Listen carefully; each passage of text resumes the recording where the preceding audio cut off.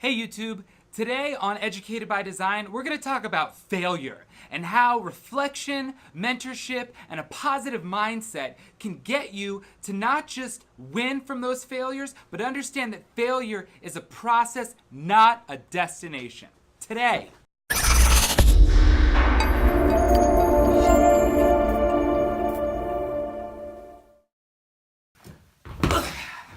Hey everybody, this is Michael Cohen, the Tech Rabbi, and today is Educated by Design. Okay, yeah. Hey everybody, this is Michael Cohen, the Tech Rabbi, and welcome to the first episode of the Educated by Design vlog. And the theme of today's conversation is just do it. Nike clearly understood what was going on when they were trying to brand and create a slogan and a mission statement of their company, which is that you don't have to be a professional athlete to get up and start doing. And for me, that was an overwhelming and really intense experience, because what ended up taking place when I decided that I wanted to create a vlog, why am I going to create a vlog? Who am I to decide that all of a sudden I'm ready to educate people via design, via conversation of ways in which design, creativity, technology, collaboration can all support a more meaningful experience and a more meaningful existence? So it took me 25, 30, 50, 100 takes, redo, scrap this, scrap that. I just couldn't commit to the concept that I just need to put out the content. And at the end of the day, the first episode is going to be that funny stepping stone where you would say to yourself, wow, like, I can't believe I made that, or who would ever want to watch that? But what about episode 20? What about episode 50, episode 100, episode 235?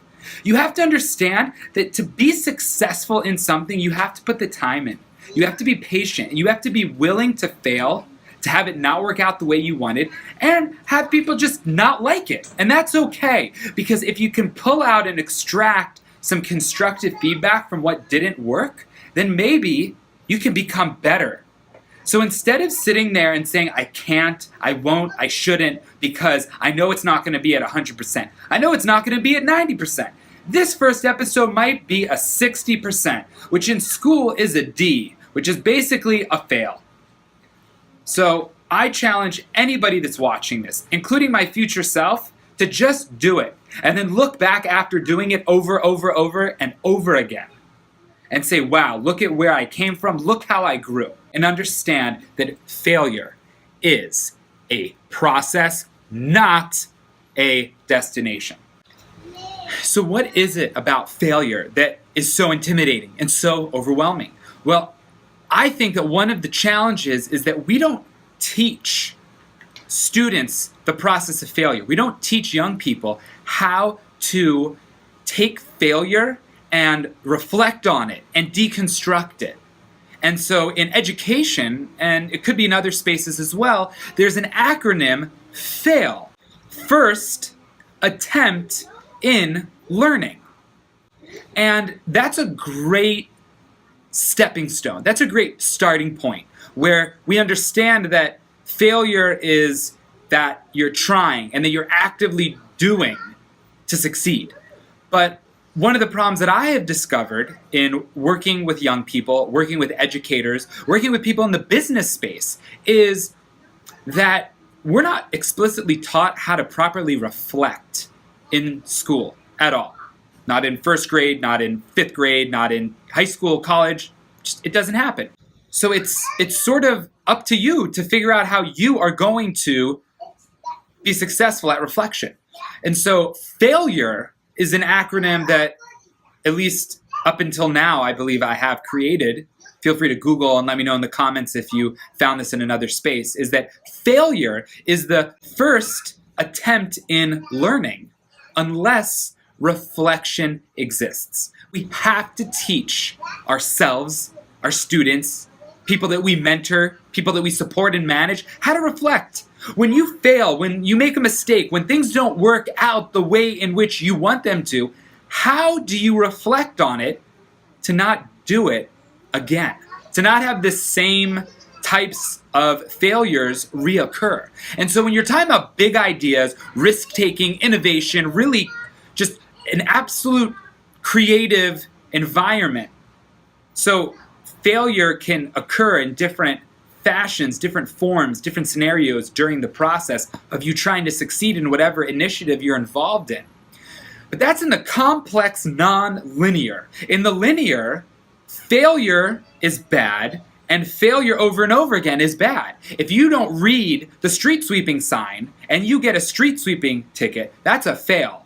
But that's a fail that you could have avoided if you would have just paid attention, took a moment, know that you always have to read the signs if you live in a city so that you don't get a street sweeping ticket, like I just did. Yeah, good times. Failing your math class, that's a bad fail. So you spent 16 weeks in a class and you just kept failing and building on that failing, and the failing kept compounding to the point that you failed the entire course, and now you have to retake it, or there are, definitely some logical consequences that will result because of that. But failure because you were trying to push the envelope of what is possible in a project or in some sort of an engagement that you're involved in, or failure because you wanted to become better at sports or art or business or really anything that requires you to push the limits of what you're capable of doing, and that it might not work out, but what can you do to build from that and ensure that the next step is a step up and not a step down, right? And so I think that there are a couple properties to succeed and use your failure as a moment of embrace, a moment of reflection, a moment to take a breath and realize that failure is not you. That failure is a simple component, a gear, a piece of the puzzle that you need to figure out what to do with. So that reflection is critical. Like, look at what went wrong. So let me break down for a second, like how I would take a failure that occurred. So first of all, I would say, like, what just happened? Let's look at all the moving pieces, all the moving parts. What happened? Okay, is there a resource or a person who already is doing this that I know personally, or that I can find on YouTube or in Google or a blog in this industry, in this specific niche, whatever it is that I'm involved in, so that I can succeed from what they've already done? Don't reinvent the wheel if you don't have to. So if I can find that person, if I can redo it, if I can reconstruct it, rebuild it, so let's continue on. Now, the other piece is a positive mindset, and that's very difficult. There is a Yiddish phrase that I live by, or at least I strive to live by, when I am faced with challenge, faced with failure, and I need to overcome it. But what about when you're ready to just start? And it's the phrase is tracht gut, wie sein gut. And that translates into English as think good and it will be good. Now think about that for a moment. I didn't say think good and it'll work out, or think good and everything's for the best. Think good. Thinking good, it will be good. You will actually create a new reality for yourself, a more positive one, by having a positive mindset from the get-go and a positive attitude when you're engaging whatever you're involved in.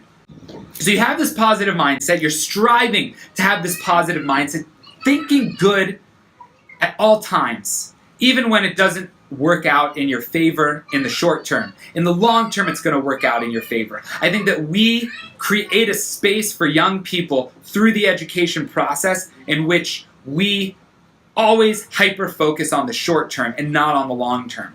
And so that creates a space where students feel that they are not intelligent, they're not smart, they feel like they can't do it, because in an isolated moment over the course of 3-4 weeks, they weren't successful. And they didn't have a space to redo, refocus, reshift, and they had to move on to the next thing. And they didn't do well. And they're convinced, for whatever reason, because it could be a teacher, which I hope it isn't, it could be just the experience, it could be their peers, that they feel that they are stupid. They don't feel intelligent. And then they carry that to the next grade, to the next year, and then they become adults who feel that way. They lack the confidence in themselves. They have to believe that, and you need to create a space, if you are a teacher or a mentor or a manager, that you support the people that you are in charge of nurturing and are in charge of ensuring succeed so that they believe in themselves. Because that is the key to anything innovative, anything creative. You have to believe in yourself. So I wanted to share a little bit about my professional journey, because at the end of the day, if this YouTube channel doesn't help somebody or give you the opportunity to help somebody, then it's basically a waste of time. One of the things that the internet has done for the world is that it has absolutely democratized information, learning, and the ability to help others. And so if you are not creating a positive space in which you can give insights that can provide value for others, then you're really missing out on an amazing opportunity. So at the end of the day, that's my focus. So these are some foods for thought. At the end of the day, I'm looking to teach people how design principles, how collaboration, how technology can really enhance your ability to succeed in whatever space you're involved in.